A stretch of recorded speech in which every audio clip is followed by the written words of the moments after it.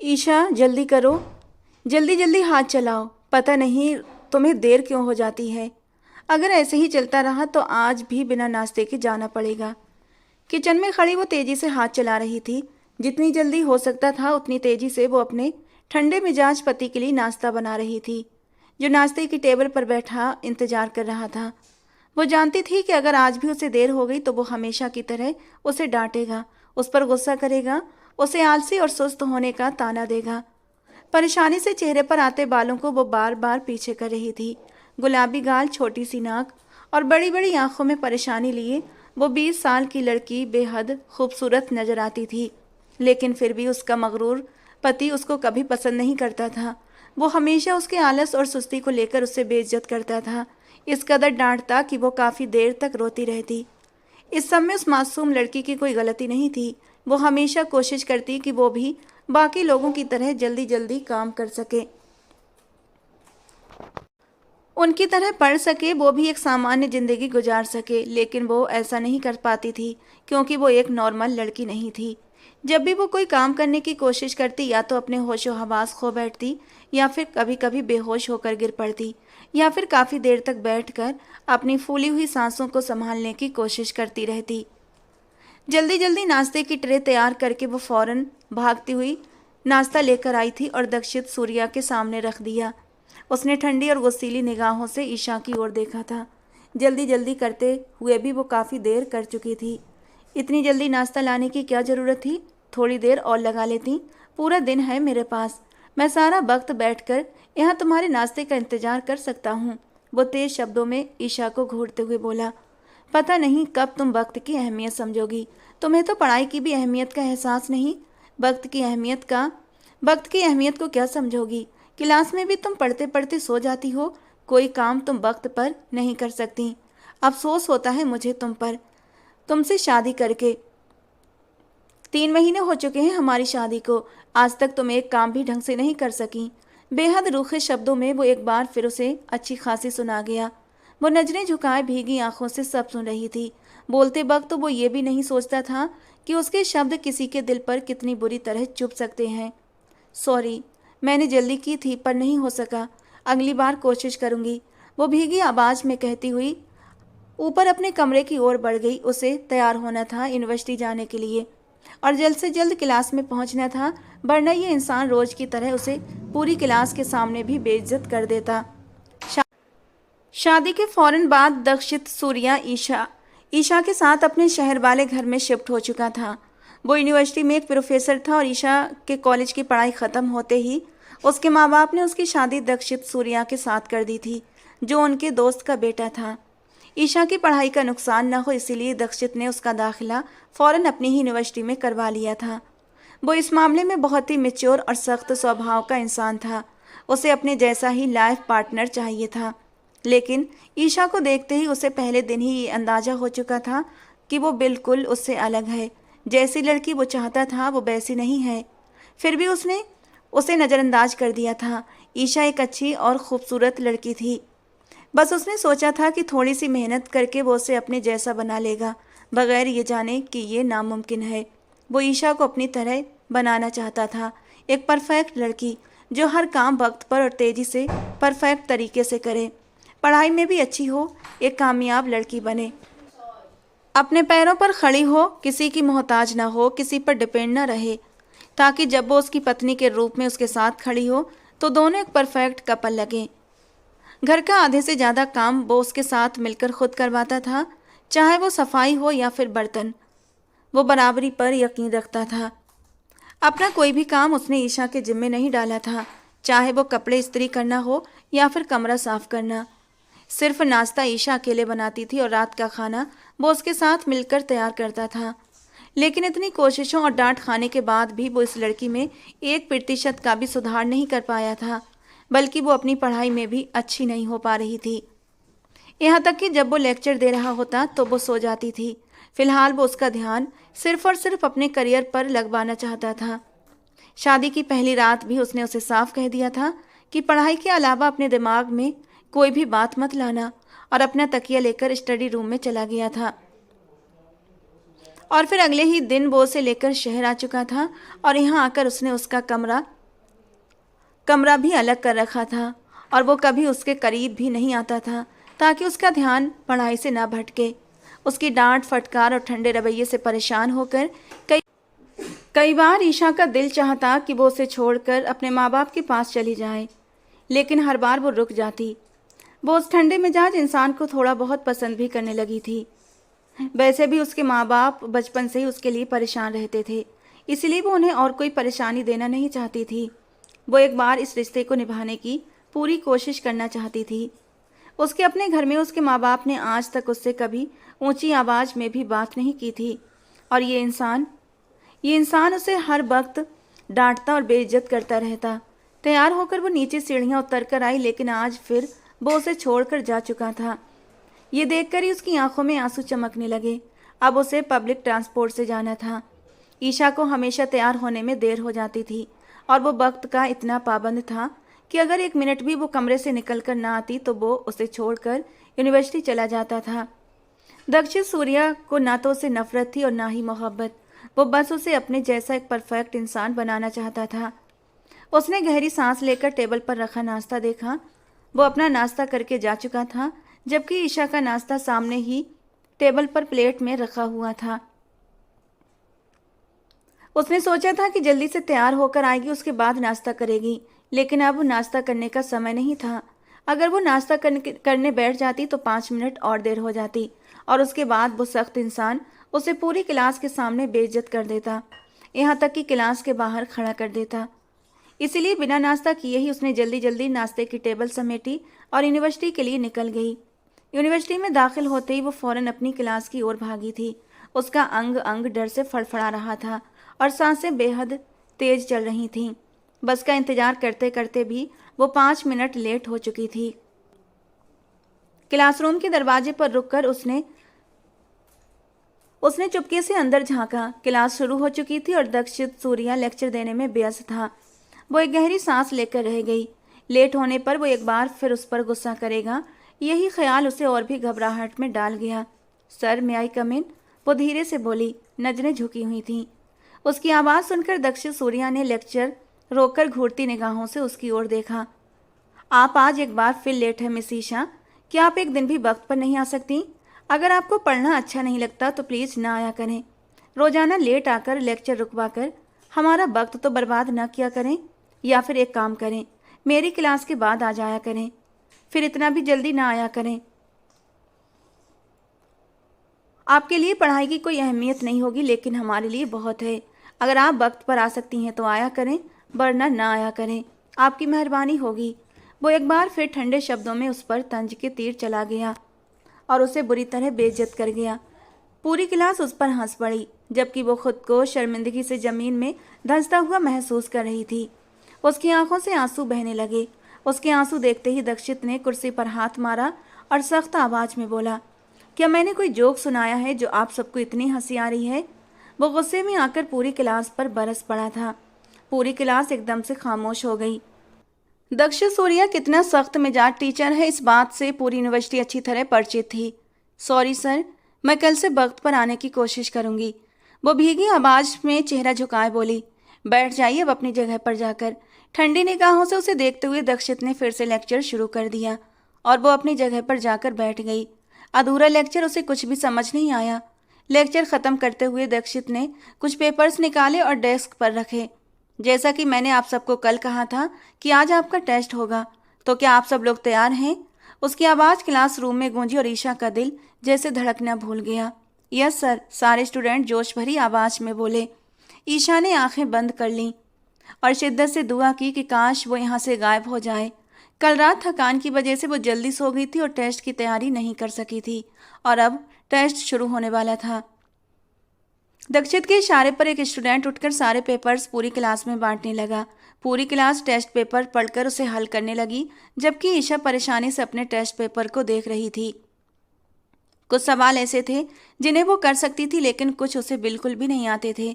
खुद को सामान्य रखने की कोशिश करते हुए वो सवाल हल करने लगी, जबकि दूर बैठा दक्षित सूर्या उसके चेहरे के हर हाव भाव को गौर से देख रहा था।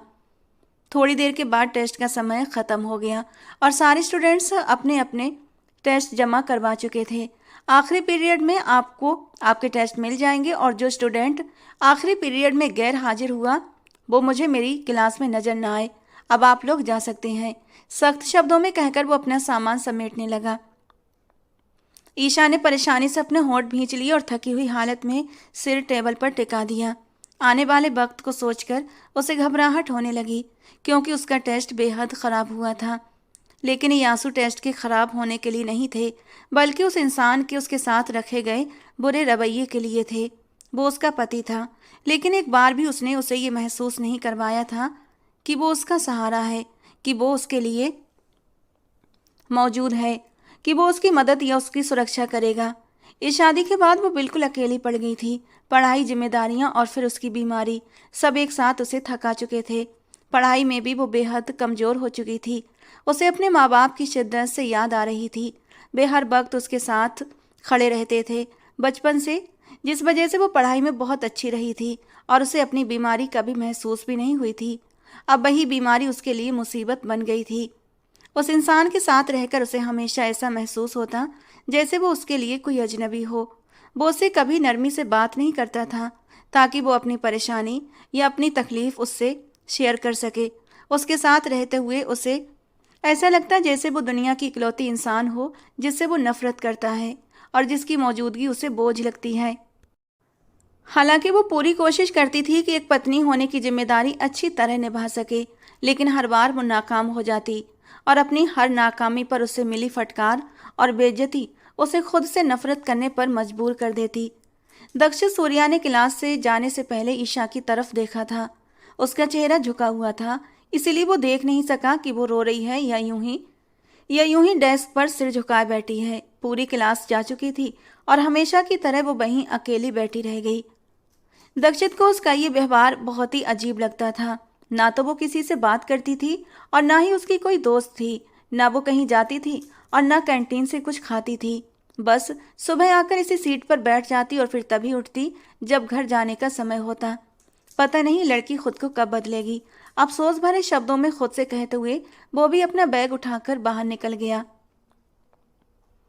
वो कभी बहुत अच्छी और होनहार स्टूडेंट रही थी, लेकिन अब जिम्मेदारियों ने और गुस्से भरी डांट फटकार से वो बुरी तरह टूट चुकी थी। दोपहर के वक्त सारे स्टूडेंट क्लास में मौजूद थे। दक्षित के बुलाने पर वो सख्त लहजे में एक एक स्टूडेंट को बुलाकर उनके टेस्ट पेपर दे रहा था। उसका मूड भी कुछ ख़राब सा लग रहा था। शायद वो ईशा का टेस्ट चेक करके आया था। जिस तरह से वो पढ़ाता था उसका कोई भी स्टूडेंट कभी फेल नहीं हुआ था, लेकिन ईशा का इन 3 महीनों में एक भी टेस्ट सही नहीं हुआ था। वो घबराहट में अपनी उंगलियां मरोड़ रही थी। उसे पता था कि उसका टेस्ट काफ़ी ख़राब हुआ है और वो हमेशा की तरह उसे पूरी क्लास के सामने बेइज्जत करेगा। मिस ईशा, दक्षिण सूर्या ने उसका नाम पुकारा। गहरी सांस भरकर हिम्मत जुटाकर वो अपनी सीट से उठी थी और उसकी डेस्क के सामने जाकर खड़ी हो गई। ये आपने टेस्ट दिया है? वो इतनी तेज आवाज़ में बोला कि वो एकदम से सिहर उठी। पूरी क्लास का टेस्ट सही हुआ था सिवाय उसके। उसकी कड़क आवाज़ ने उसका दिल बुरी तरह से कपा कर रख दिया था। मुझे समझ नहीं आता मिस ईशा, आप पढ़ने आती ही क्यों हैं? जब आपको पढ़ाई में कोई दिलचस्पी नहीं है तो घर बैठकर आराम कीजिए। आपसे कोई भी काम ढंग से नहीं हो सकता। सिर्फ मैं ही नहीं, हर सब्जेक्ट का टीचर आपकी शिकायत करता है। आप किसी एक विषय में भी सुधार नहीं कर पा रही। पता नहीं आप यूनिवर्सिटी में क्या कर रही हैं। आप तो अभी स्कूल में भी ठीक से फिट नहीं हो पाती। प्राइमरी के बच्चे भी आपसे अच्छा पढ़ लेते होंगे। पता नहीं आपके माँ बाप ने आपको स्कूल कैसे पास करवाया होगा, या फिर माँ बाप के पैसे और ऊंची पहुंच की वजह से आप यहाँ तक पहुंच गई होंगी। गुस्से में वो उसका टेस्ट पेपर जमीन पर फेंक चुका था। इस बेइज्जती और शर्मिंदगी की वजह से ईशा की आंखों में आंसू भर आए और गालों पर बहने लगे। वो बहुत कुछ कहना चाहती थी, अपनी सफाई देना चाहती थी, लेकिन शब्द गले में अटक गए। जमीन पर पड़े टेस्ट को उसने देखा। दक्षित आर्या ने उसके पापा का नाम लिया था। इन 3 महीनों में वो एक बार भी अपने माँ बाप से नहीं मिली थी। उसे शिद्दत से अपने पापा की याद आई। उसने आंसू पोंछे और नीचे झुककर अपना टेस्ट उठाया। वो उससे थोड़ी दूरी पर खड़ी हुई। इस यूनिवर्सिटी में कोई नहीं जानता था कि वो दोनों पति पत्नी हैं। वो इस कदर गुस्से में था कि उसका रोता हुआ मासूम चेहरा और उस पर उभरती तकलीफ भी उसे नजर नहीं आई। सॉरी सर, लेकिन मेरे पापा को बीच में मत लाइए। मैं यहाँ तक अपनी मेहनत के बल पर पहुँची हूँ और उनकी सपोर्ट की वजह से, ना कि उनकी किसी ऊंची पहुँच की वजह से। उन्होंने ज़िंदगी के हर मोड़ पर मुझे सहारा दिया है, ना कि बेइज्जत किया है। शादी के बाद पहली बार वो उसके सामने इतना बोलने की हिम्मत जुटा पाई थी। दक्षित गुस्से से मुट्ठियां भींचे खड़ा था। हाँ हाँ, मैं दूसरे टीचर्स के सब्जेक्ट में भी कमज़ोर हूँ, लेकिन कोई भी मुझे आपकी तरह सबके सामने बेइज्जत नहीं करता। मैं पढ़ाई में ज़रूर कमज़ोर हूँ, लेकिन आपकी तरह संस्कारों में कमज़ोर नहीं हूँ। आपको दूसरों की गलतियों के साथ साथ अपने अंदर की कमियों पर भी ध्यान देना चाहिए। वो सख्त शब्दों में बोल रही थी और दक्षित का गुस्सा काबू से बाहर हो चुका था। इससे पहले कि वो कुछ और कहती, उसका हाथ उठा और ईशा के गाल पर छाप छोड़ गया। पूरी क्लास का मुंह खुला का खुला रह गया। ईशा ने गाल पर हाथ रखते हुए दर्द और अविश्वास से उस इंसान को देखा। उसे यकीन नहीं हुआ कि दक्षित सूर्या उस पर हाथ भी उठा सकता है, जबकि वो खुद भी सन्न रह गया था। पहली बार उसने किसी पर हाथ उठाया था, और वो भी एक लड़की पर। पूरी क्लास हैरान होकर उन्हें देख रही थी, क्योंकि सब जानते थे कि दक्षित सर कभी किसी पर हाथ नहीं उठाते। वो बस डांटते थे और उनकी डांट में ही इतना रौब और इतनी सख्ती होती थी कि पूरी क्लास चुप हो जाती थी। लेकिन आज उन्होंने अपने स्टूडेंट पर हाथ उठा दिया था, वो भी एक लड़की पर। पूरी क्लास का हैरान होना स्वाभाविक था। जिल्लत और तकलीफ के एहसास से ईशा की आंखों से आंसू लगातार गालों पर गिरने लगे। उसने दर्द भरी नजरों से दक्षित की ओर देखा था। उसी पल दक्षित को भी अपनी गलती का एहसास हुआ। उसकी आंखों में भरा गुस्सा पछतावे और परेशानी में बदल गया। वो फौरन उसे संभालने के लिए आगे बढ़ा, लेकिन ईशा तुरंत 2 कदम पीछे हट गई। फिर वो रुकी नहीं, वो भागते हुए क्लास से बाहर चली गई। छुट्टी की घंटी बज चुकी थी। सारे स्टूडेंट अपना अपना बैग उठाकर बाहर जाने लगे, जबकि वो अपनी कुर्सी पर बैठ गया और सिर हाथों में थाम लिया। मुझे ऐसा नहीं करना चाहिए था। मैं कैसे उस पर हाथ उठा सकता हूँ? लेकिन वो यहाँ मेरी स्टूडेंट है, उसे भी तो ख्याल रखना चाहिए कि टीचर से कैसे बात की जाती है। लेकिन फिर भी मैं उसे डांट सकता था, चुप करवा सकता था। हाथ उठाने का कोई कारण नहीं बनता था। वो खुद को ही दलील दे रहा था। लेकिन क्यों क्यों वो थोड़ी सी भी खुद को सुधार नहीं कर सकती? वो रो रही थी। मुझे यकीन है अब वो मेरे साथ कभी रहना नहीं चाहेगी। अलग अलग ख्यालों में उलझा वो परेशान हो रहा था। घर जाकर उसे बात करने का इरादा रखते हुए वो खड़ा हुआ और अपना बैग उठाकर बाहर की तरफ बढ़ गया। तभी उसकी नज़र कुर्सी पर पड़े ईशा के बैग पर गई। क्या वो घर चली गई होगी? ईशा का बैग उठाते हुए वो बाहर निकल गया। वो बस स्टॉप पर बैठी थी। उसकी आंखों में आंसू तेजी से बह रहे थे। इन 3 महीनों में वो हर मुमकिन कोशिश कर चुकी थी कि शायद वो उसके साथ थोड़ा नरम हो जाए, लेकिन वो दिन ब दिन और भी सख्त होता जा रहा था। और आज जब उसने सबके सामने उस पर हाथ उठाया था, तो पहली बार उसे दक्षित से डर महसूस हुआ था। उसे एहसास हुआ कि वो गलत जगह कोशिश कर रही थी। वो उसके साथ नहीं रह सकती। वो दोनों आग और पानी की तरह थे, जिनका साथ रहना नामुमकिन था। और अब वो फैसला कर चुकी थी कि वो अब उस इंसान के साथ हरगिज भी नहीं रहेगी। उसने उसे खुद से, अपनी बीमारी से, अपनी पढ़ाई से, अपने शौक से और अपने सपनों से नफरत करना सिखा दिया था। वो खुद को एक बेकार और फालतू सामान इंसान समझने लगी थी। दरवाजे के बाहर खड़ी उसकी आंखों से लगातार आंसू गिर रहे थे। वो दक्षित सूर्या के अपार्टमेंट में नहीं आई थी, बल्कि आज अपने माँ बाप के घर आई थी, जो अब भी उसे अपना ही घर लगता था। 2-3 बार बेल बजाने पर दरवाज़ा खुला और सामने उसकी माँ थीं। उसे इस हालत में देखकर उन्हें झटका लगा। ईशा बिना कुछ कहे आगे बढ़ी और उनके गले लगकर रोने लगी। उसकी माँ ने भी उसे नरमी से सीने से लगाया और उसकी पीठ सहलाने लगी। मैंने आपको बहुत मिस किया मामा, और पापा को भी। आप दोनों मुझसे मिलने क्यों नहीं आए? वो हिचकियों के बीच रोते हुए कह रही थी। अपनी लाडली बेटी को इस तरह रोते हुए देखकर उसकी माँ चिंतित हो गई। उन्होंने उसे आज तक इस तरह टूटकर रोते नहीं देखा था, और उसका रोना उसकी सेहत के लिए भी ठीक नहीं था। हमने भी तुम्हें बहुत याद किया मेरी बच्ची, लेकिन तुम दोनों रोज यूनिवर्सिटी जाते हो। हमें लगा एक रविवार ही तुम्हें वक्त मिलता होगा, इसलिए तुम्हें परेशान नहीं किया, उन्होंने प्यार और नरमी से कहा। उसका बदला हुआ रवैया उन्हें परेशान कर रहा था। उन्होंने उसे खुद से अलग करके उसके चेहरे को देखा। तुम अकेली आई हो? दक्षित तुम्हारे साथ नहीं आया? उन्होंने उसके आंसू पोंछते हुए पूछा। वो काम में बिजी थे मम्मा, उनके पास वक्त नहीं था। और मुझे आपसे मिलना था, इसीलिए मैं अकेली आ गई, उसने धीमे स्वर में जवाब दिया। उस जालिम इंसान को याद करते ही उसके आंसू और भी तेजी से बहने लगे। वो अभी उन्हें कुछ भी बताकर परेशान नहीं करना चाहती थी। थप्पड़ इतना जोरदार नहीं था कि उसके गाल पर निशान छोड़ देता, लेकिन वो उसके गाल से ज्यादा उसके दिल पर लगा था, जो उसे गहरी तकलीफ दे रहा था। फिर तुम्हें छोड़कर कौन गया? ईशा की बात सुनकर उसकी माँ और भी परेशान हो गई। कोई नहीं, मैं बस से आई हूँ, वो अपने आंसू रगड़ते हुए सामान्य अंदाज में बोली, जैसे कोई बड़ी बात न हो। लेकिन उसकी माँ को एक जोरदार झटका लगा। आज तक उन्होंने अपनी बेटी को पब्लिक ट्रांसपोर्ट से कहीं आने जाने नहीं दिया था। वे हमेशा डरते थे, और ये सोच कर ही अब उनका दिल बुरी तरह से घबराने लगा था कि दक्षित ने उसे अकेले कैसे जाने दिया। अच्छा जाओ, फ्रेश होकर कपड़े बदल लो, मैं खाना लगाती हूँ। थोड़ी देर में तुम्हारे पापा भी आने वाले हैं। मुस्कुराकर कहते हुए उन्होंने उसके माथे को चूमा और वो अपने कमरे की तरफ ऊपर चली गई। शाम के वक्त दक्षित चाबी से दरवाजा खोलकर अपार्टमेंट में दाखिल हुआ।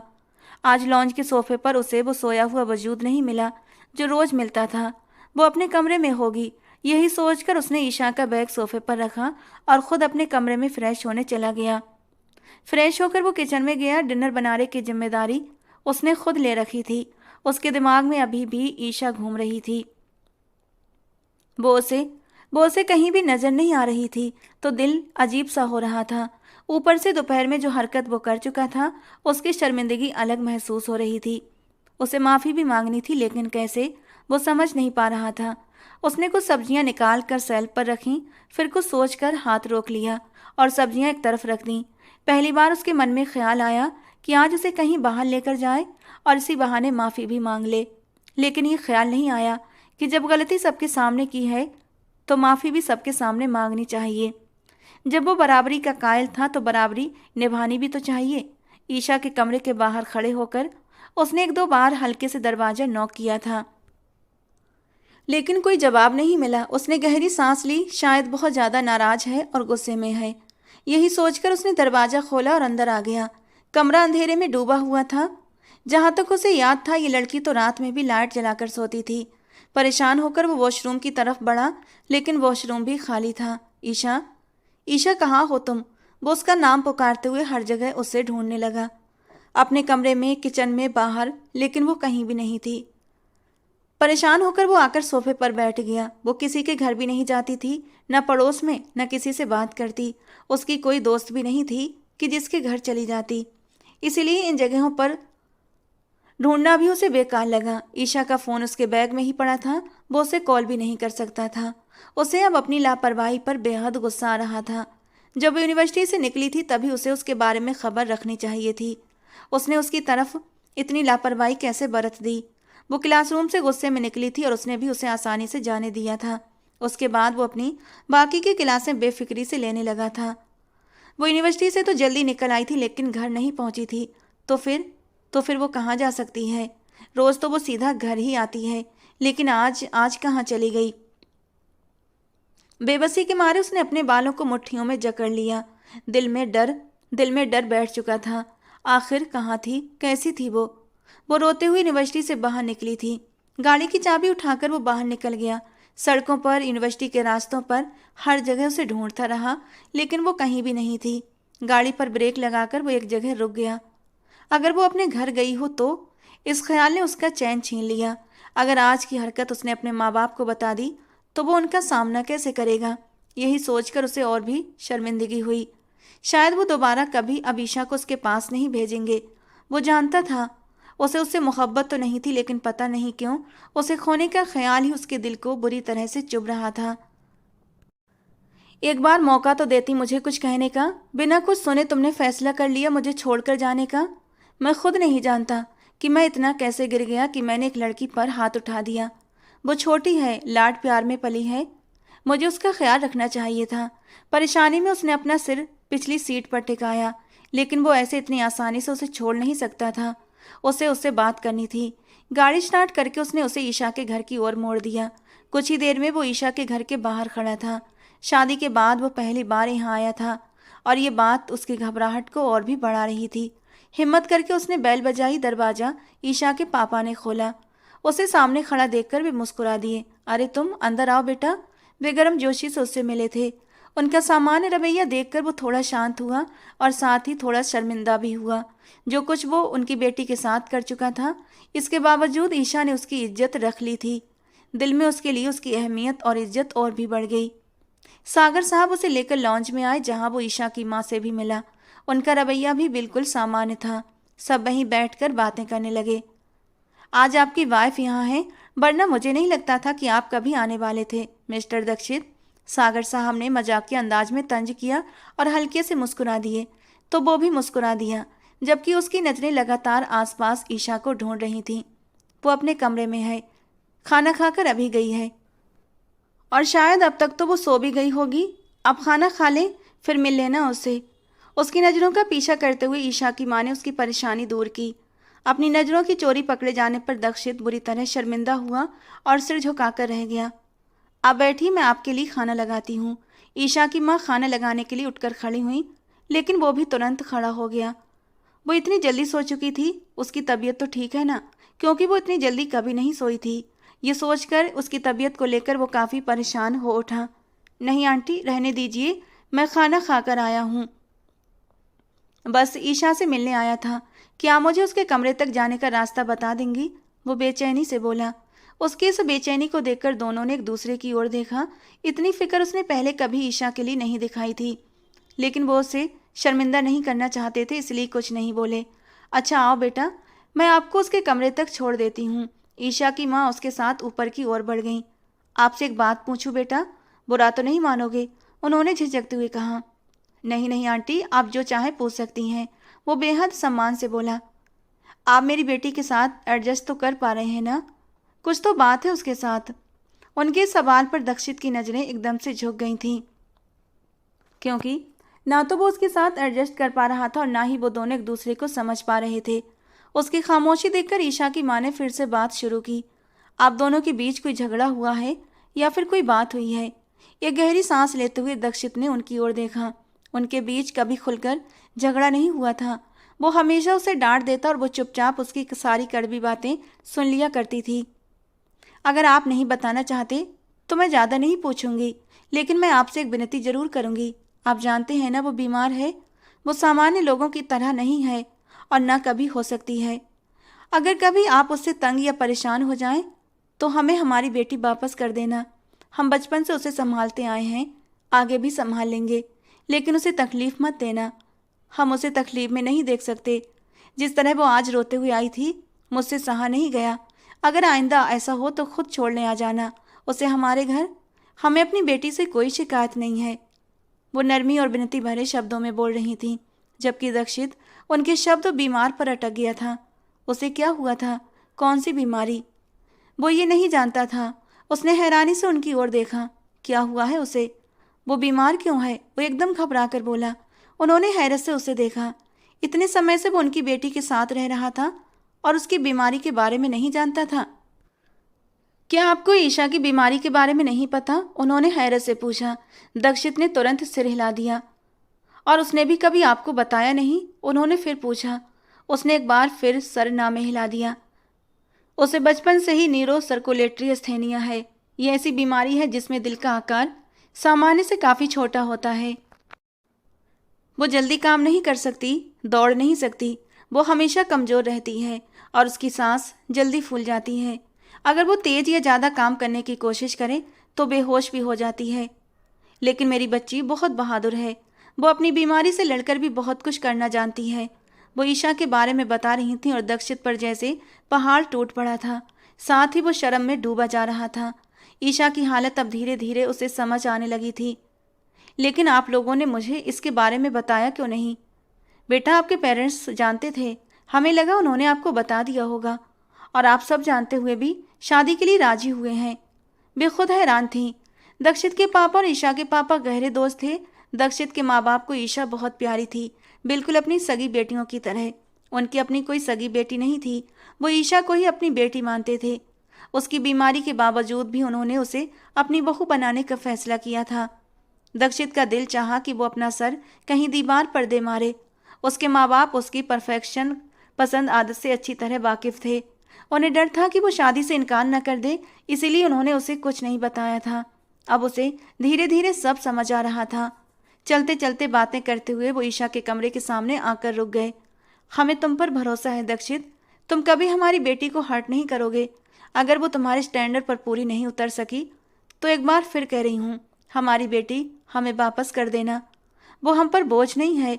उन्होंने उसके कंधे पर हाथ रखकर हल्के से थपथपाया और वहां से चली गईं। ईशा के कमरे के सामने खड़ा दक्षित गहरी सोच में डूब गया। उसने कभी ईशा को कुछ कहने या समझने का मौका ही नहीं दिया था। वो उसकी डांट फटकार सहने के बाद खुद को बदलने की कोशिश करती थी, लेकिन कर नहीं पाती थी। और ये उसका कसूर नहीं था। अब उसे सब समझ आ रहा था। उसे अपना चेहरा दिखाने की हिम्मत भी नहीं हो रही थी। आखिरकार उसने कमरे का दरवाजा खोला और अंदर दाखिल हुआ। सामने अंधेरे में ईशा ट्राउजर और शर्ट पहने खिड़की के पास रखी कुर्सी पर बैठी थी। उसके चेहरे पर चांदनी पड़ रही थी, जिससे उसकी आंखों से बहते आंसू साफ नजर आ रहे थे। उसे इस हालत में देखकर उसके दिल को जैसे कुछ हुआ था। उसने दरवाजे पर हल्के से उंगलियों से नॉक किया ताकि ईशा का ध्यान अपनी ओर खींच सके। ईशा ने चौंक कर तुरंत अपने आंसू पोंछे और पीछे की ओर मुड़कर देखा। दक्षित को अपने कमरे में खड़ा देखकर वो हैरान रह गई। उसने बिल्कुल भी नहीं सोचा था कि वो इतनी जल्दी यहाँ आ जाएगा। क्यों आए हैं आप यहाँ? जाइए यहाँ से, वो गुस्से से बोली। तुम्हारे लिए आया हूँ, तुम्हें देखने आया हूँ, कैसी हो तुम? वो बेहद नरम आवाज में बोला। ईशा हैरानी से उसे देखती रह गई। पहली बार वो उसकी इतनी मुलायम आवाज सुन रही थी। मैं कैसी हूँ या कैसी नहीं, जिंदा हूँ या मुर्दा, इससे आपको कोई मतलब नहीं, तो प्लीज जाइए यहाँ से, वो गुस्से से कहकर दूसरी तरफ मुड़ गई। इस जालिम इंसान को देखते ही उसके साथ गुजरा हर पल उसे याद आ रहा था। तुमने मुझे अभी तक अंदर आने को नहीं कहा और वापस जाने को कह रही हो। मुझे नहीं लगता तुम्हें मुझे यहाँ देखकर अच्छा लगा। उसकी आवाज अभी भी नरम थी। ईशा को और भी गुस्सा आया। वो उसके घर में नहीं थी कि उससे डरती, और अब वो उसके साथ रहना भी नहीं चाहती थी। नहीं, मुझे आपको देखकर नफरत हो रही है। मैं आपको अब तो क्या, कभी भी देखना नहीं चाहती। आप बहुत बुरे इंसान हैं, कमजोर पर हाथ उठाना जानते हैं। मैं आपके साथ रहना भी नहीं चाहती। पापा को सब बता दूंगी। अब जाइए यहाँ से, नहीं देखनी मुझे आपकी शक्ल, एक पल के लिए भी नहीं, वो गुस्से में कह रही थी। दक्षित ने तुरंत दरवाजा बंद कर दिया ताकि उसकी आवाज बाहर ना जाए। उसे दरवाजा बंद करते देखकर वो बुरी तरह से घबरा गई। मैंने कहा ना, अब जाइए यहाँ से, आपको सुनाई नहीं देता? वो फिर से चिल्लाई। उसकी धड़कनें तेज हो गईं, सांसें फूलने लगीं। अपने दिल पर हाथ रखकर वो वापस कुर्सी पर बैठ गई और गहरी गहरी सांसें लेने लगी। उसकी हालत देखते हुए दक्षित को एक बार फिर पछतावा हुआ।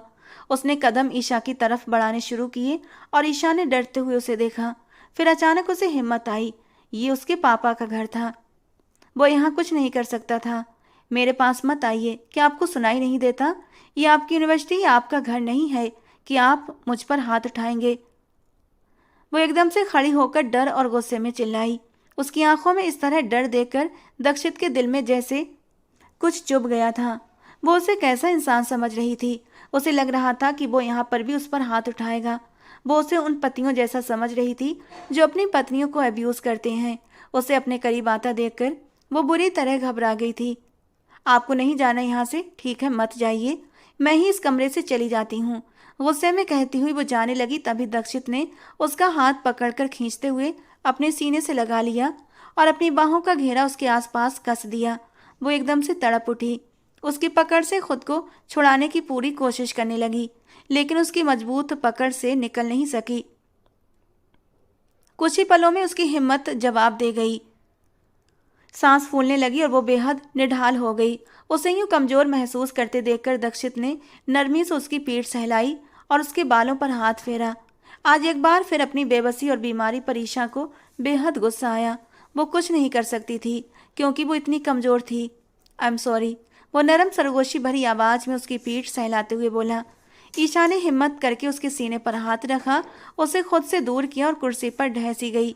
फिर गहरी गहरी सांसें लेते हुए खुद को सामान्य करने की कोशिश करने लगी। उसकी हालत देखकर दक्षित ने पानी का गिलास उठाया और उसके सामने घुटनों के बल बैठ गया। उसने पानी का गिलास ईशा की तरफ बढ़ाया। रिलैक्स ईशा, पानी पियो, गुस्सा मत करो, तुम्हारी तबीयत खराब हो जाएगी। हाई ब्लड प्रेशर तुम्हारे लिए ठीक नहीं है। वो नरमी से कह रहा था, लेकिन ईशा ने गुस्से में उसके हाथ से गिलास लेकर जमीन पर पटक दिया। कांच टूटकर फर्श पर बिखर गया। दक्षित हैरान रह गया। उसने उसका ये रूप पहले कभी नहीं देखा था। वो तो हमेशा खामोश और शांत रहने वाली लड़की थी।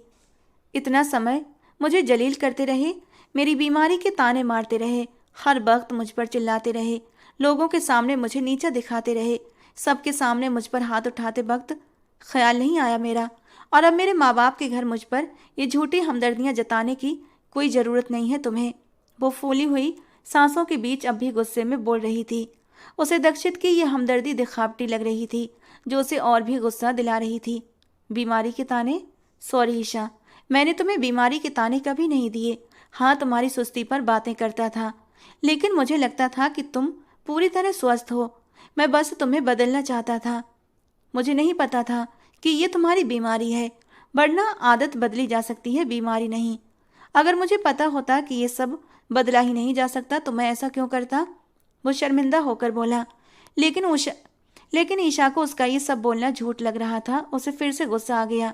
झूठ मत बोलिए, और अगर आपको लगता है कि ये सब करके आप मुझे वापस अपने घर ले जाकर दोबारा जलील करेंगे तो ये आपकी भूल है। दोबारा आपसे जलील होने के लिए मैं आपके घर नहीं जाऊंगी। मेरे चंद शब्दों पर जब आप सबके सामने मुझ पर हाथ उठा सकते हैं, तो क्या मैं नहीं जानती कि इतना सब कुछ होने के बाद मुझे अपने घर ले जाकर आप मेरे साथ क्या सलूक करेंगे? मैं आपके साथ नहीं जाऊंगी, आप मुझे मार डालेंगे। ईशा की आंखों में डर था, आंसू लगातार बह रहे थे। वो टूटना नहीं चाहती थी और ना ही डरना चाहती थी, लेकिन वो सचमुच डर रही थी और अंदर से बिखर रही थी। उसके शब्द दक्षित के दिल पर तीर की तरह लगे। वो उसे कैसा इंसान समझ रही थी? एक गुस्से और एक थप्पड़ ने उसके दिल में उसके लिए जान से मार देने का डर भर दिया था। वो खुद भी नहीं जानता था कि बात यहाँ तक पहुँच जाएगी। उस एक थप्पड़ ने उसकी पूरी पर्सनालिटी को जैसे मिट्टी में मिला दिया था। एक अच्छे और सभ्य इंसान की जगह वो उसकी नज़रों में एक अब्यूसिव और मानसिक रूप से बीमार आदमी बन चुका था। मैं ऐसा नहीं हूँ ईशा। मैं सच में तुम्हारी बीमारी के बारे में नहीं जानता था। अपनी सफाई देते हुए उसके गले से मुश्किल से ये शब्द निकल पाए थे। झूठ बोल रहे हैं आप, और झूठ नहीं सुनना मुझे। अब जाइए यहाँ से, मुझे नहीं रहना आपके साथ। धीमी आवाज में कहते वो अपना चेहरा अपने दोनों हाथों में छुपाकर बैठ गई। उसकी आंखों से लगातार आंसू बह रहे थे।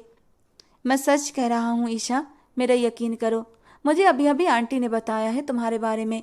इससे पहले मैं कुछ भी नहीं जानता था। वो थक चुका था, लेकिन खुद से वो शर्मिंदा था। उतना शायद कभी नहीं हुआ था। अब ये मुश्किल था कि वो दोबारा उसका भरोसा जीत सके। अचानक वो झुककर उसकी गोद में अपना सिर रखकर बैठ गया। ईशा ने चौंक कर हाथों से चेहरा हटाया और उसे देखा। घबराकर उसने उसके बालों पर हाथ रखकर उसे दूर करने की कोशिश की। वो उसके स्पर्श की आदी नहीं थी। शादी के 3 महीने के बाद भी उसने उसे एक उंगली से भी नहीं छुआ था। उसके करीब आने से उसे घबराहट होती थी, लेकिन दक्षित ने उसकी कमर के आसपास अपनी बाहें कस लीं और पीछे हटने से इनकार कर दिया। वो घुटनों के बल फर्श पर बैठा हुआ था। उसका सिर अभी भी उसकी गोद में रखा हुआ था। एक बार मेरी बात तो सुन लो यार, एक बार यकीन कर लो प्लीज़। मैं यहाँ सिर्फ तुमसे माफ़ी मांगने आया हूँ। दोपहर में जो कुछ हुआ वो मेरी गलती थी, मैं मानता हूँ। मुझे ऐसा नहीं करना चाहिए था। मैं दोपहर से ही शर्मिंदा हूँ। पहली बार गलती से तुम पर हाथ उठ गया। मैं वादा करता हूँ आज के बाद कभी ऐसा नहीं होगा। मुझे गुस्सा आ गया था क्योंकि तुम्हारा टेस्ट अच्छा नहीं होता था, जबकि बाकी सबका ठीक होता था। मैं तुम्हारी ग्रेजुएशन के बाद हमारी शादी का अनाउंसमेंट करना चाहता था, और मैं नहीं चाहता था कि तुम्हारे बारे में कोई कुछ भी गलत कहने की हिम्मत करे। मैंने देखा है समाज में कि पति के मरने के बाद पत्नी को कैसे संघर्ष करना पड़ता है, क्योंकि वो ना तो पढ़ी लिखी होती है, ना ही कुछ कर पाती है। मैं चाहता था कि तुम अपना करियर बनाओ, अपने पैरों पर खड़ी हो जाओ, किसी पर डिपेंड न रहो। मेरी पत्नी मेहनती और एम्बिशियस वुमन हो। अगर कभी मैं ना रहूं और तुम्हारे माँ बाप भी ना रहें तो तुम मजबूत और इंडिपेंडेंट रहो। लोग तुम्हें मेरी पत्नी के रूप में देखें तो गर्व करें, तुम पर तरस न खाएं और तुम्हें कमज़ोर न समझें। अगर कभी हमारी लड़ाई हो जाए तो तुम्हें ये डर ना हो कि तुम्हारा या तुम्हारे बच्चों का क्या होगा। तुम अपने फैसले खुद लेने में सक्षम रहो। मैं बस तुम्हें एक परफेक्ट लड़की बनाना चाहता था, लेकिन मेरा यकीन करो, मैं तुम्हारी बीमारी के बारे में नहीं जानता था।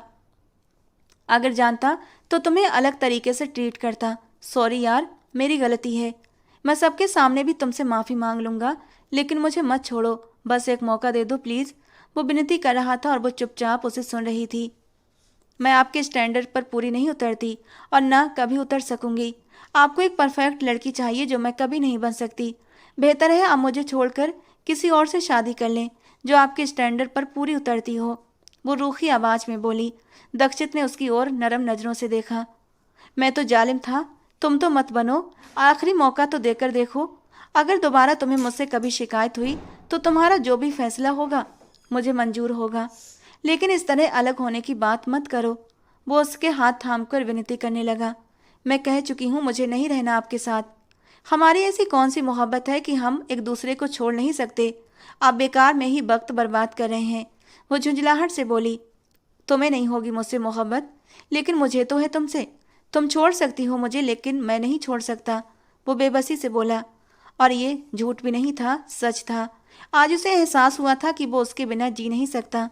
जब उसने छोड़ने की बात की तो उसका दिल सच में बुरी तरह तड़प उठा था। ईशा हैरत से उसे देख रही थी। आप फिर झूठ बोल रहे हैं। क्या मिल जाएगा मुझसे इतना झूठ बोलकर आपको? उसने उसके हाथ झटकते हुए गुस्से से कहा। झूठ नहीं है ईशा। पहली बार जब तुम्हें दुल्हन के रूप में अपने कमरे में देखा था, उसी दिन तय कर लिया था कि जिंदगी भर तुमसे वफादार रहूंगा।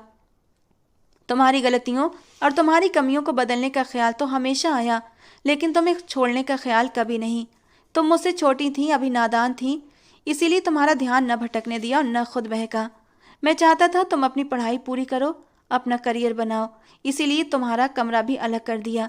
जब तक तुम पढ़ाई पूरी नहीं कर लेती, मैं तुम पर किसी भी तरह का बोझ डालना नहीं चाहता था। बच्चों की जिम्मेदारी तो हरगिज भी नहीं। इसीलिए तुम्हें तुम्हारे हक से दूर रखा, कभी तुम्हारे करीब नहीं गया और अपने शादीशुदा रिश्ते की शुरुआत नहीं की। जानता हूँ तरीका गलत था मेरा, लेकिन मेरी सोच गलत नहीं थी। मैं सिर्फ तुम्हारी भलाई चाहता था। प्लीज़ मुझे मत छोड़ो, बस आखिरी मौका दे दो। वो उसके हाथों पर अपने होंठ रखकर विनती करने लगा। उसकी आंखें नम थीं, लेकिन ईशा अब भी उस पर भरोसा नहीं कर पा रही थी। इतने समय के बाद एक पल में भरोसा कर लेना आसान तो नहीं था।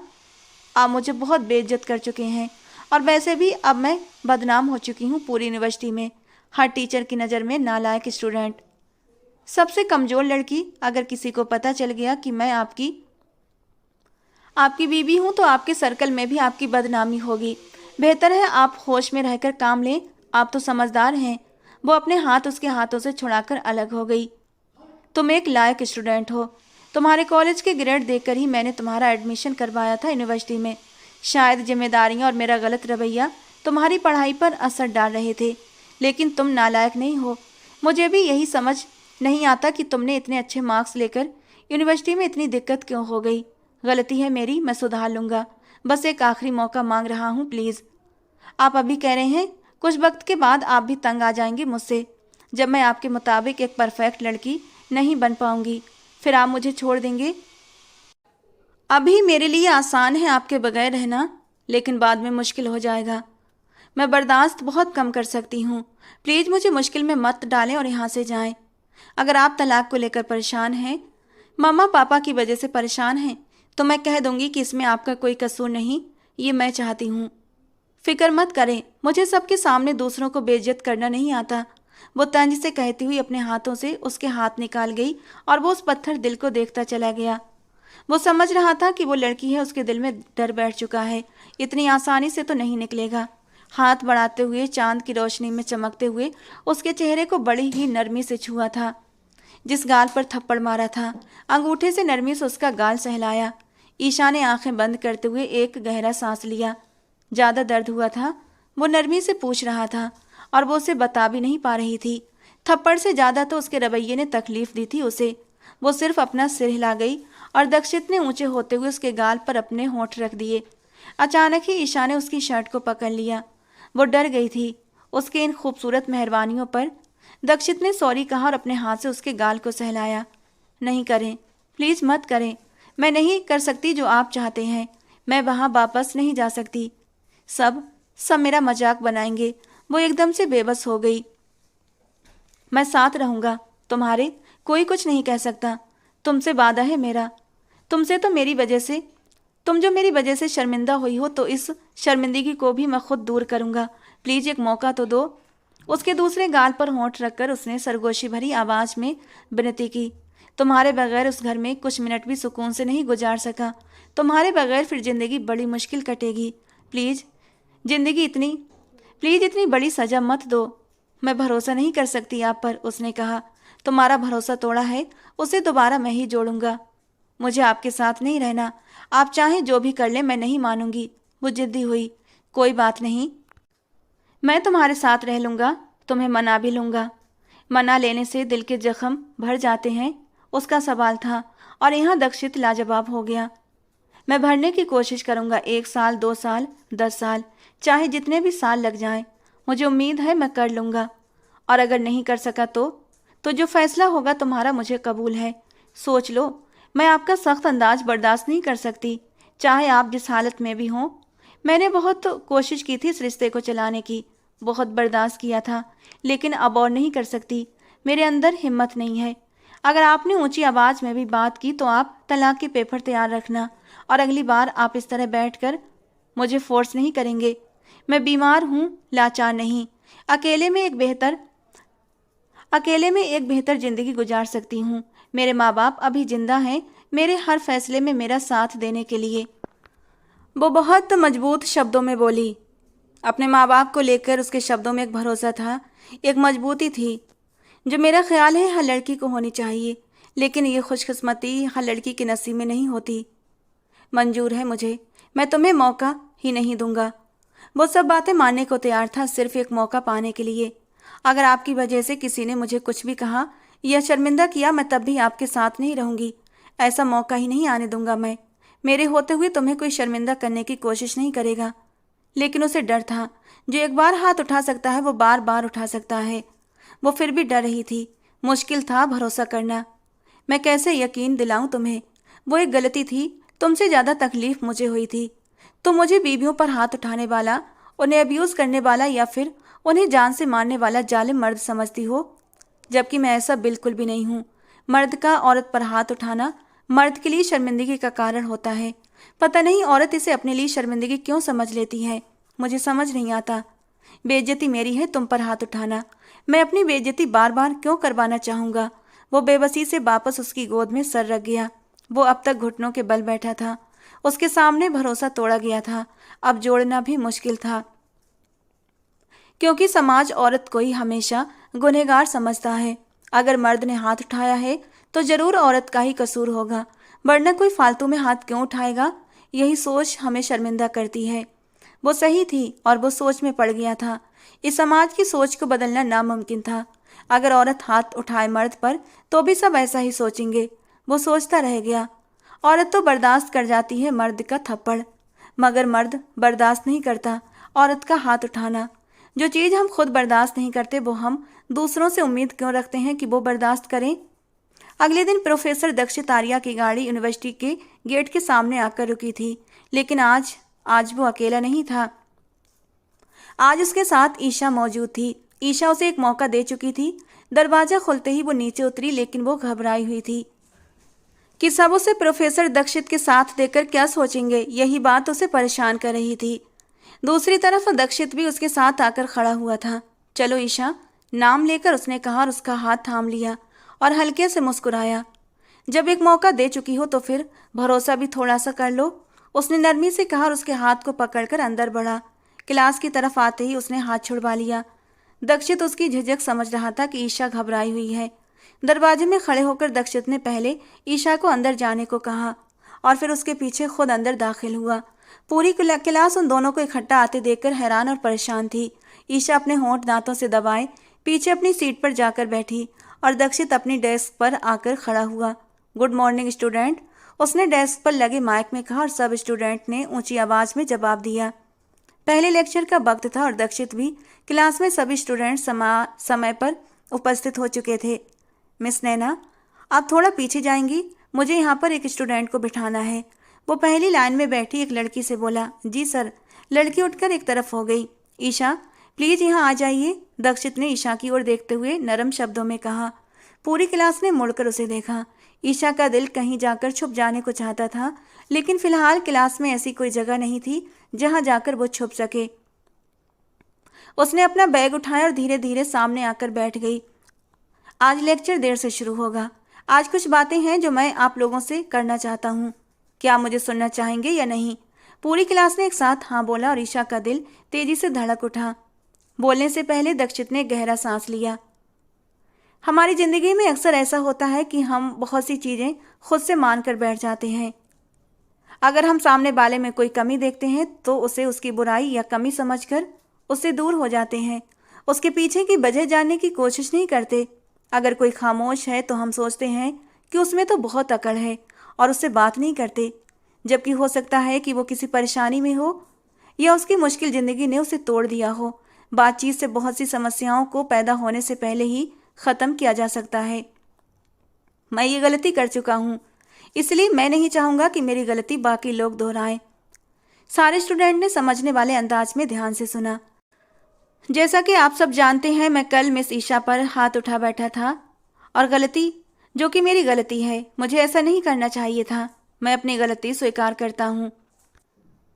ये मेरी पहली गलती थी और आखिरी भी होगी जिस पर मैं शर्मिंदा हूँ और ज़िंदगी भर रहूँगा। मिस ईशा, अपनी गलती के लिए मैं माफ़ी चाहता हूँ। क्या आप मुझे माफ़ कर सकती हैं? वो बेहद नरम अंदाज में माफ़ी की विनती कर रहा था। पूरी क्लास की नज़रें ईशा पर थीं। पूरी क्लास उलझन और उत्सुकता से देख रही थी कि क्या वो सर की सबसे नापसंदीदा स्टूडेंट उन्हें माफ़ करेगी या नहीं।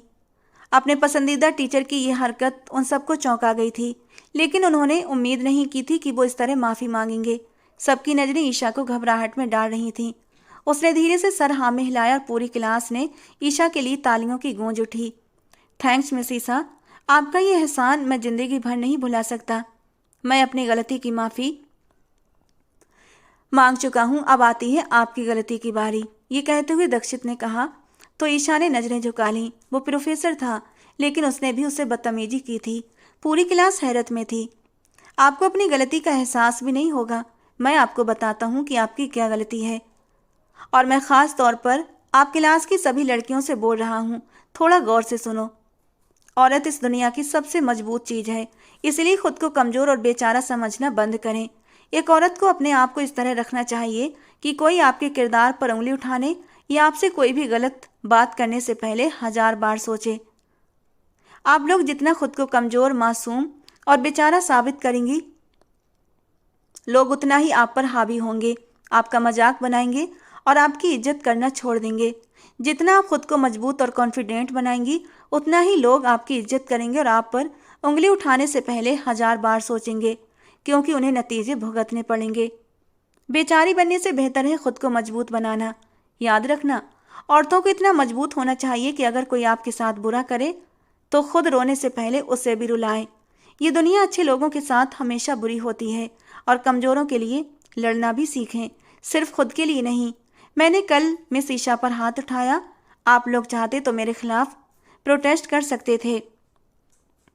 जो मैंने कल किया वो गलत था। आप मेरे खिलाफ कंप्लेंट भी कर सकते थे, लेकिन आपने नहीं किया, क्योंकि आप लोगों को किसी से कोई मतलब नहीं। और मिस ईशा, आपकी गलती ये है कि कल आपको खामोशी से यहाँ से चले जाना नहीं चाहिए था। मैं प्रोफेसर हूँ, आपका मुझे हक नहीं था आप पर हाथ उठाने का। आपको इस बात का कोई स्ट्रॉन्ग रिस्पॉन्स देना चाहिए था, चाहे वो एक वापसी थप्पड़ की सूरत में ही क्यों ना होता। दक्षित ईशा को देखते हुए बोला। क्लास ने और ईशा ने उसकी तरफ देखा। वो शायद पहला मर्द था जो खुद को वापसी में थप्पड़ मारने की बात सोच रहा था, और वो बस सोचती रह गई कि वो उस पर हाथ कैसे उठा सकती थी। आप में से कुछ को हैरत हो रही होगी, या फिर शायद कुछ ये भी सोच रहे होंगे कि कल मैंने गलती करने के बाद आप सबकी नज़रों में अपनी इमेज साफ करने की कोशिश कर रहा हूँ। तो ऐसा नहीं है। याद रखें, हम किसी का खुद के साथ किया गया जुल्म या पहला व्यूज़ खामोशी से सह लेते हैं, बर्दाश्त कर लेते हैं। पहली बार ही ऐसा जवाब देना चाहिए कि सामने वाला दोबारा आपके साथ गलत करने की हिम्मत न करे। और मैं आप लोगों को साफ कर दूं कि आप पर थप्पड़ उठाने की इजाज़त आपके माँ बाप के अलावा किसी को भी नहीं है। मैं एक बार फिर रिपीट कर रहा हूँ, किसी को भी नहीं, चाहे वो कोई भी हो। उसके खिलाफ आवाज़ उठानी चाहिए, खामोश नहीं रहना चाहिए। उसकी बात पर क्लास में एकदम सन्नाटा सा छा गया था। शायद वहाँ कई लड़कियाँ थीं शायद वहाँ कई लड़कियां थीं जो ससुराल या पति चाचा मामा के अब्यूज़ में थीं और उनका आज का ये ज़िंदगी का लेक्चर उनके लिए बहुत फ़ायदेमंद साबित हुआ था। अब चलते हैं थोड़ा बहुत लड़कों की तरफ, जिन्हें सबसे ज़्यादा ज़रूरत है सीखने की। हमारे लड़कों की सबसे बड़ी प्रॉब्लम ये होती है कि वे खुद को शासक समझते हैं और जो उनके दिमाग में आता है वही दूसरों पर थोपना ज़रूरी समझते हैं, चाहे सामने वाला कर सके या ना कर सके। और ये हुक्म चलाने वाली तबीयत वे सिर्फ अपने से कमज़ोर घर की औरतों पर अप्लाई करते हैं। अपने से ताकतवर मर्द पर ये करने के बारे में वो सोच भी नहीं सकते। पूरी क्लास के लड़के आसपास देखने लगे, जिसमें से कुछ अभी नए नए पति बने थे। मैं ये गलती दोहरा चुका हूँ, आप लोग इसे मत दोहराना। बहुत पछतावा, गिल्ट और खुद से नफरत होती है। इसका एहसास बाद में होता है। जैसे हम तकलीफ दे रहे होते हैं ना, उसका हिसाब भी बाद में देना ही पड़ता है। जालिम शासक नहीं बल्कि किसी के हमदर्द बनो। जिंदगी बहुत खूबसूरत है। अपनी जिंदगी भर के साथी को दबाना नहीं, बराबरी में साथ चलाकर देखो। जिंदगी बहुत खूबसूरत गुजरेगी। किसी को जज करने से पहले एक बार बैठकर उससे बात कर लेना, उसके प्रॉब्लम को समझ लेना, सब खुद ब खुद आसान हो जाएगा। अपनी बात कहकर वो कुछ पल के लिए रुका था, फिर ईशा को गहरी और मोहब्बत भरी नजरों से देखते हुए बोला, और हाँ, एक बात मैं आपको और बताना चाहता हूँ। उसने ईशा की तरफ इशारा किया। She is my wife. उसके होठों से ये शब्द निकले और पूरी क्लास का मुंह खुला का खुला रह गया। यकीन करना बेहद मुश्किल था। वे सब हैरत से उन दोनों को देख रहे थे और ईशा कोशिश कर रही थी कि कहीं छुप जाने की, लेकिन जगह नहीं मिली। मैंने आज तक किसी लड़की पर हाथ नहीं उठाया, चाहे बचपन में मेरी छोटी बहन भी क्यों ना हो, कभी नहीं। शायद मैंने ईशा पर अपना हक समझ लिया कि मैं उसके साथ जो चाहूँ कर सकता हूँ। बीवी के बारे में मर्द एक अलग इंसान बन जाता है। वो उसे अपनी प्रॉपर्टी समझता है कि उसके साथ जो चाहे कर सकता है, जबकि भूल जाता है कि वो उसका ऑनर नहीं बल्कि प्रोटेक्टर है। साथ ही वो उसका हमसफ़र है, वो उसके गुलाम नहीं। मैं ये गलती कर चुका हूँ जिसका मुझे पछतावा है और ये पूरे जीवन रहेगा। लेकिन मैं नहीं चाहूँगा कि मेरे स्टूडेंट भी इस तकलीफ़ और पछतावे से गुजरें। उम्मीद करता हूँ आप सबको मेरी बातें समझ आई होंगी। बाकी की बातें हम बाद में करेंगे। फिलहाल अपने लेक्चर को स्टार्ट करते हैं। पूरी क्लास में तालियों की गड़गड़ाहट गूंज उठी। आज उन सबको पढ़ाई से हटकर जिंदगी के लिए भी बहुत कुछ सीखने को मिला था। वो उनका फेवरेट टीचर ऐसे ही तो नहीं था। Thanks again miss Isha. मैं यहाँ आपको मिसेज दक्षित सूर्या कभी नहीं कहूँगा, क्योंकि आज भी आप मेरी स्टूडेंट हैं और सिर्फ स्टूडेंट रहेंगी जैसे बाकी सब हैं। लेकिन सर, आप इनके हस्बैंड हैं, इस हिसाब से तो इनका फ्यूचर आपसे हुआ ना, तो आपको इन्हें बेहतर बनाने की बजाय अपने आप को बेहतर करना चाहिए। एक लड़की की आवाज़ गूंजी तो वो धीरे से मुस्कुराया। आप गलत हैं। कोई भी आपका फ्यूचर नहीं हो सकता और ना आपका फ्यूचर बेहतर कर सकता है। वक्त और हालात कभी भी पलट सकते हैं। कभी किसी दूसरे पर डिपेंड नहीं होना चाहिए। ख़ास तौर पर एक लड़की को कभी किसी पर डिपेंड नहीं करना चाहिए। सबसे पहले अपना करियर, अपना फ्यूचर बनाने पर ध्यान देना चाहिए। हर किसी को अपने लिए खुद काम करना चाहिए ताकि भविष्य में आने वाली हर मुश्किल का सामना अकेले कर सकें। जिंदगी कभी भी आसान नहीं होती। चलिए अब लेक्चर शुरू करते हैं। बहुत वक्त गुजर गया। उसने प्रोजेक्टर ऑन किया और लेक्चर शुरू कर दिया। अगले दिन संडे था। वो दोनों छुट्टी पर अपार्टमेंट में ही मौजूद थे। घर का माहौल अब पहले जैसा नहीं रहा था।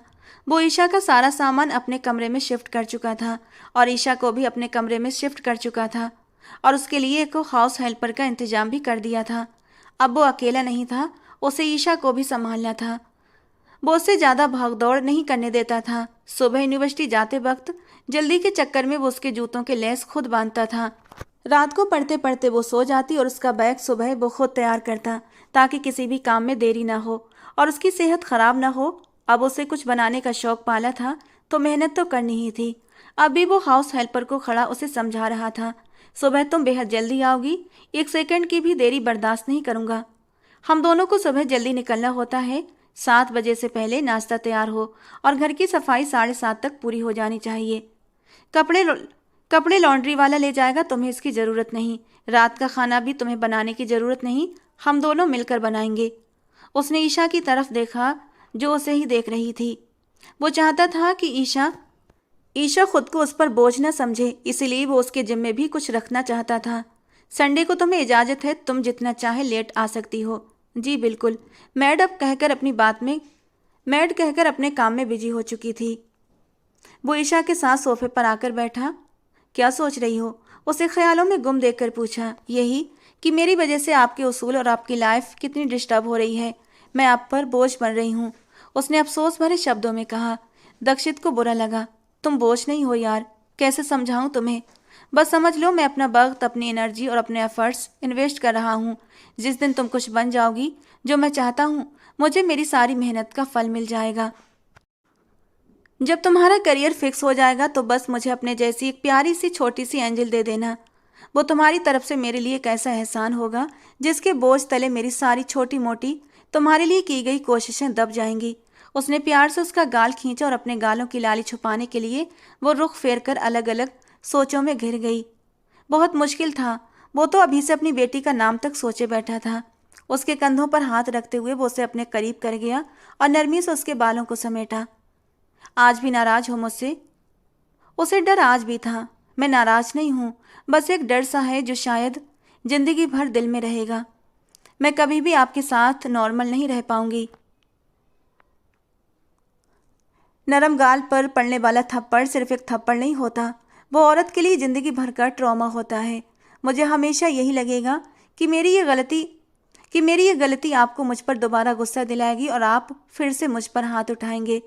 दक्षित उसे देख रहा था। बेशक कहने को थप्पड़ सिर्फ थप्पड़ होता है, लेकिन औरत की जिंदगी पर उसका बहुत असर होता है। दक्षित का मुरझाता हुआ चेहरा देखकर उसे एहसास हुआ कि वो खुशगवार मूड में था। इस वक्त ये बात नहीं करनी चाहिए थी। वैसे इतनी फिक्र किसी माँ बाप को भी ना हो अपनी औलाद के करियर बनाने की, जितनी आपको मेरी रहती है। इसकी कोई खास वजह? ईशा ने बात बदलने की कोशिश की तो वो मुस्कुराया।